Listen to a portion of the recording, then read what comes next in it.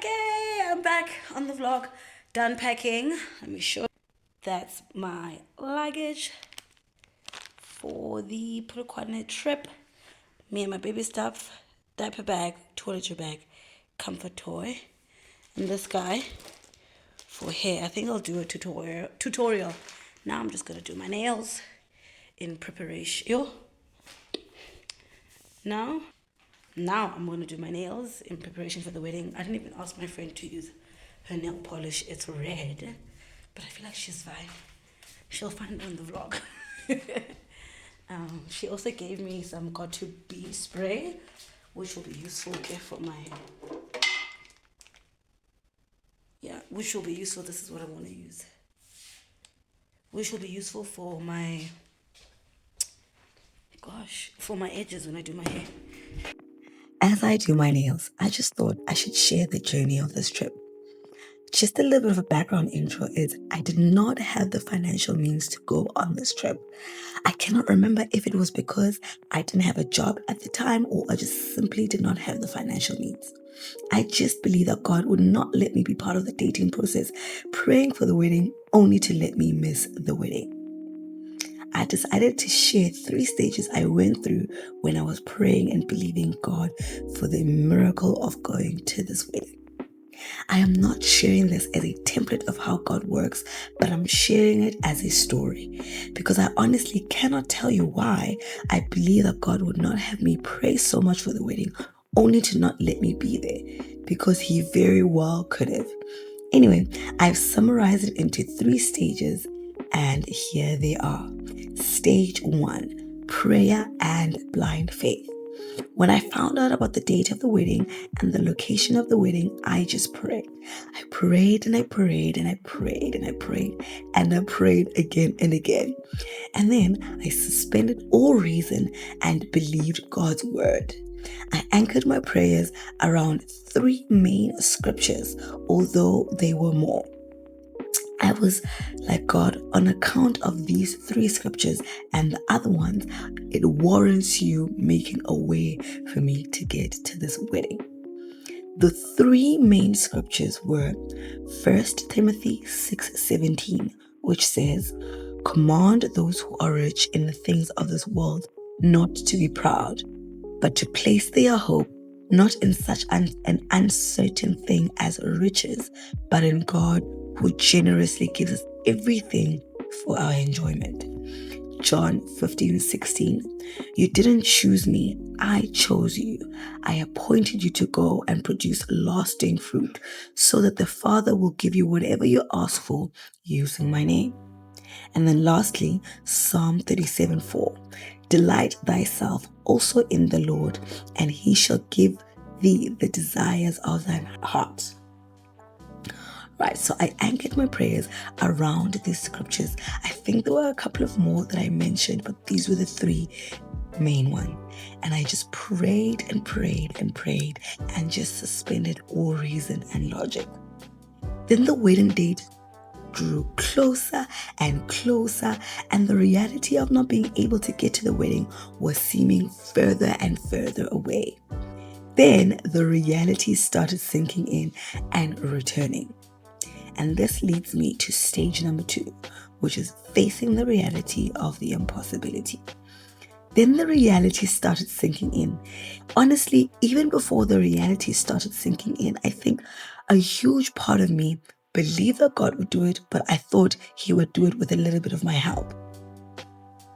And when the reality started sinking in that right now I'm backed into the corner and there's honestly nothing I can do at this point in my own power to be able to get myself to this wedding, a huge part of me just started stressing and having anxiety. I had already committed in my heart, mind, and speech to going, but honestly, it was not looking likely, and I was stressed and feeling anxious. However, miraculously, I continued trusting God, praying, and had friends praying with me. But I was not at rest at all. I was panicking. And honestly, I think in my panic, I made lots of mistakes, and it prevented me from seeing solutions that were right in front of me. And then stage 3 came. Stage 3, the fulfillment. And then God fulfilled the promise, as you guys are seeing in this vlog series.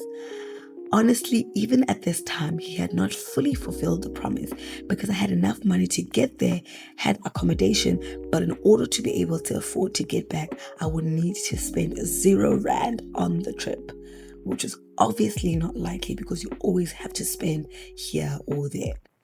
So I had to make the tough decision of going forward to go to the trip and believe with only 70% of the miracle visible to me. So then I prayed again and again and again. And then another friend who was not part of the process randomly contacted me asking me how I was doing. Incidentally, it was the same friend who got me to realize that I had not grieved not being able to complete my master's as a result of the pregnancy from episode 2 of the My Top 5 Habits series. I will link that video below. I told her the story and then we prayed together and she said, "Irate, jump." I was so nervous, but I jumped. I had already pulled so many triggers, so I just jumped. And I also felt peace about it, even though I did feel scared. And surprise, surprise, God did not disappoint me. I spent 2 weeks, almost 2 weeks, in the most expensive area in Joburg for free. Fully fed, Wi-Fi, a gigantic pool, the comfort of being in a home, own room, my own bathroom. Yes, I am talking about my friend's house, which you saw in the arrival vlog, which I will also link down below. And on top of that, I got time to spend time with my friend, who I ordinarily don't have time to spend time with because obviously we live miles apart and we are both very busy. And then someone just randomly gave me money. I got so much generosity and it was just such a fun, wholesome time. I got to extend the trip and meet another special person, which you will see towards the end of the vlog series. But having said that, it was not all sunshine and roses. I did have to borrow money, which I later paid over 2 months. I don't know if God would have approved of this, but I did it anyway, and I do not regret the trip because I had the time of my life. I got the experience of seeing my friend get married, bond with my other friend, and meet amazing people. And there are lots of things that I learned on this trip. In conclusion, I think the biggest lesson that I learned was when you trust God for the impossible, just don't do it.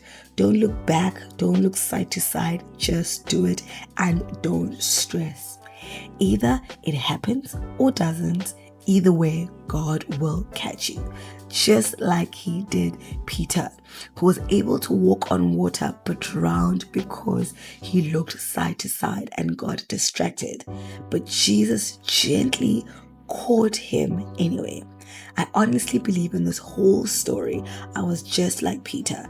I started with great faith and then I stressed along the way and got distracted. But Jesus caught me anyway. Alright guys, let's get back to the vlog. All dressed and ready for Polokwane. I was hoping the only long mirror that is there is in their room, so I didn't want to, invade their privacy, but you can't see my OTT, but I'm ready for Polokwane, and I'm waiting for my lift.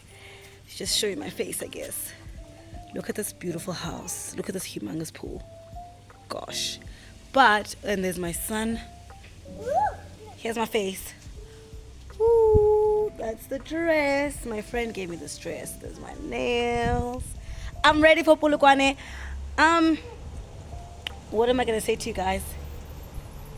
I don't know if I'm ending the vlog here, so I'm actually not gonna, the pool is making a weird noise. I'm actually not gonna close the vlog just because maybe I might do like vlog some more. But then also if I do, but that's my dress. And that's my son. Wait, where's my son? Camera flip. That's my son. Well, you won't see his face. Ready for Polokwane, ready for Polokwane. Ha! Oh, with my hair, I'm just gonna follow one of Ntabi saying Petlani's for my hair for the wedding, but I'll show you guys one of her tutorials. I've got like, I'm gonna do like a top bun, a topish bun, and then with like braided hair. I'll do it tonight. Okay.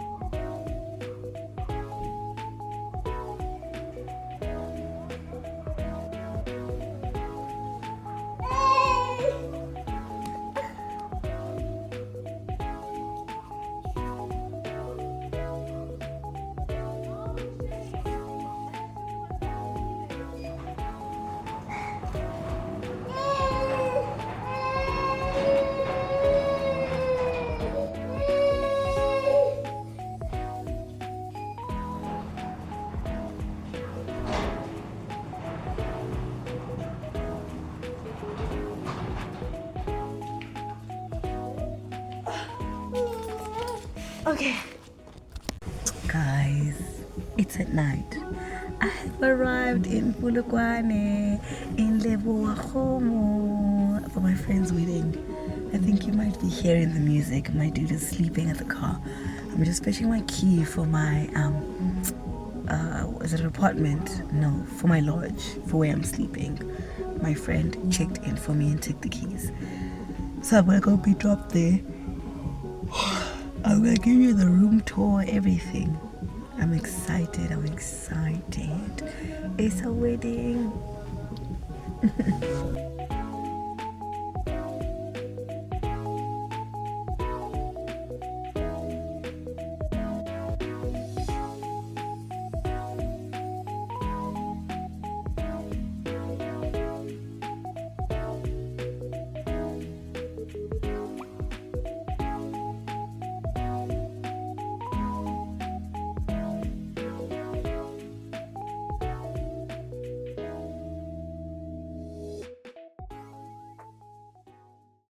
Arrive at my hotel lodge. I just want to give you guys a quick house tour thing, and then I'm gonna do my hair and then maybe fall asleep. But let's go. Let me show you the room tour quickly. It's about midnight. You guys, weddings are hard to organize. Okay, let me show you. So that's the entrance. It's called Patong. And then you walk in.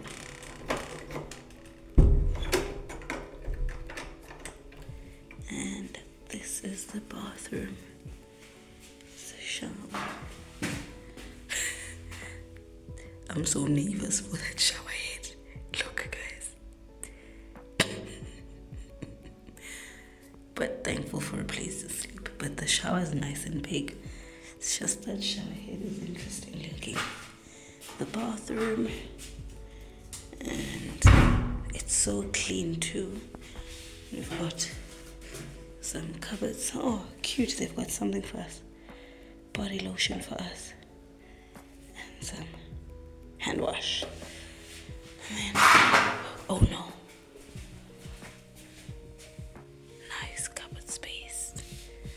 With a safe.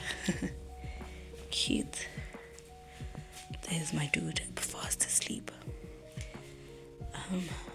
There. And a mini fridge. And a bar fridge. And this cute table thing.